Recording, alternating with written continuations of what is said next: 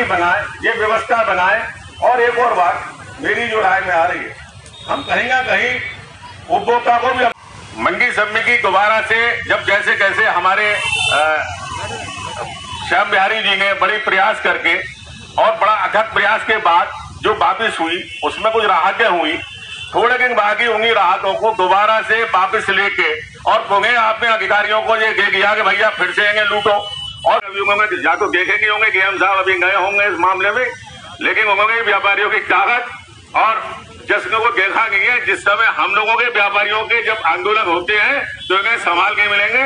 ये कानून व्यवस्था जब तक आपको समस्या क्या है, आंदोलन में होते हैं, अनुशासन में होते हैं, इसलिए ये हर तरह से बेफिक्र है हमसे कि व्यापारी कोई भी आंदोलन ऐसा नहीं करेगा, तो चक्का जाम करेगा, ना कोई जो है क्या रास्ता जाम करेगा। इसलिए तो आज मोदी जी क्यों पीछे हट गए उन कानूनों से? खाली इस वजह से कि हम चुनाव में हार जाएं।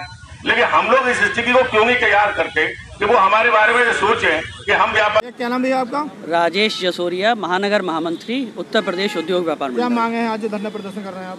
आज ये जो धरना है ये हमारे मंडी के गल्ला व्यापारियों के लिए हम लोगों ने आयोजित किया है। उत्तर प्रदेश सरकार ने 1.5 साल पहले मंडी समिति का जो कानून था, जो टैक्स लिया जाता था, उसकी समाप्ति कर दी थी।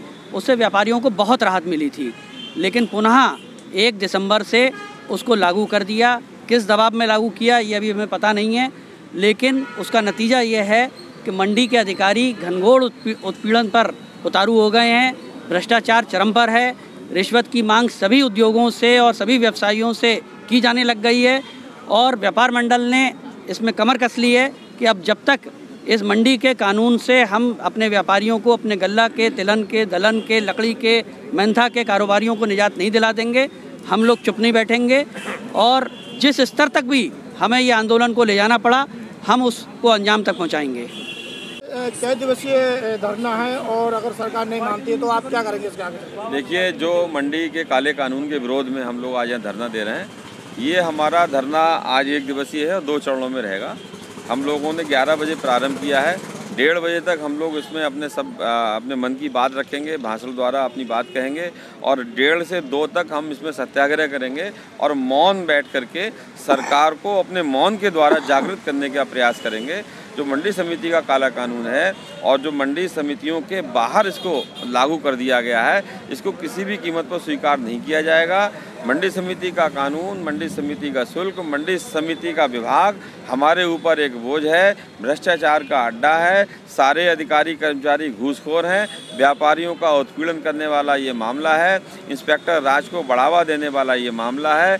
उत्तर प्रदेश उद्योग व्यापार मंडल संपूर्ण उत्तर प्रदेश के दाल मिलर्स के साथ, राइस मिलर्स के साथ, फ्लोर मिलर्स के साथ, प्लाईवुड के साथ, राव गोल्ड ट्रेडर्स के साथ, मेंथा के साथ, किराना के साथ, व्यापारियों के साथ इस काले कानून का अत्याचार रूपी रावण को नहीं पनपने देगा, इसका निजात दिला करके रहेगा। ये हर हालत में काला कानून वापस करवाया जाएगा। और मैं सरकार से ये आपके माध्यम से प्रश्न करना चाहता हूँ कि जब आपने इस APMC एक्ट के तहत इस कानून को स्वतः ही समाप्त कर दिया था और इससे व्यापारियों में बड़े हर्ष और उल्लास की लहर दौड़ गई थी, व्यापारियों को भ्रष्टाचार से मुक्ति मिल गई थी, तो अब ये कृषि के कानून वापस करने के बाद हम पे गाज क्यों गिराई जा रही है? आप किसानों को अपना सारा सब कुछ सौंप दो, हमें कोई आपत्ति नहीं है। आप महिलाओं का सम्मान करो, उनको खूब वजीफा दो, हमें कोई दिक्कत नहीं है। छात्रों को दो, हमें कोई दिक्कत नहीं है। आप गरीबों को राशन बांटो, हमें कोई दिक्कत नहीं है। सारे प्रकार के कल्याणकारी योजनाएं आप चलाओ, हमें कोई आपत्ति नहीं है। व्यापार मंडल को आपत्ति इस बात की है कि हम इतने निरीह तो नहीं हैं कि आप इस काले कानून को पुनः हम पे लागू कर दोगे, हम विरोध नहीं करेंगे। हर हालत में इस मंडी के काले कानून का विरोध किया जाएगा और किसी भी कीमत पर इसको स्वीकार नहीं किया जाएगा। आज धरना है, इससे पहले 2 दिन हमने ज्ञापनबाजी की है। अगर ये नहीं हुआ तो हम धीरे धीरे चरणबद्ध तरीके से कारोबार को बंद कराने की दिशा में विवश होकर के आंदोलन के लिए बाध्य होंगे और अपने अपने कारोबार को बंद कराने की घोषणा करेंगे। हमें आशा है कि सरकार हमारी बात को सुनेगी और इस काले कानून को वापस लेगी।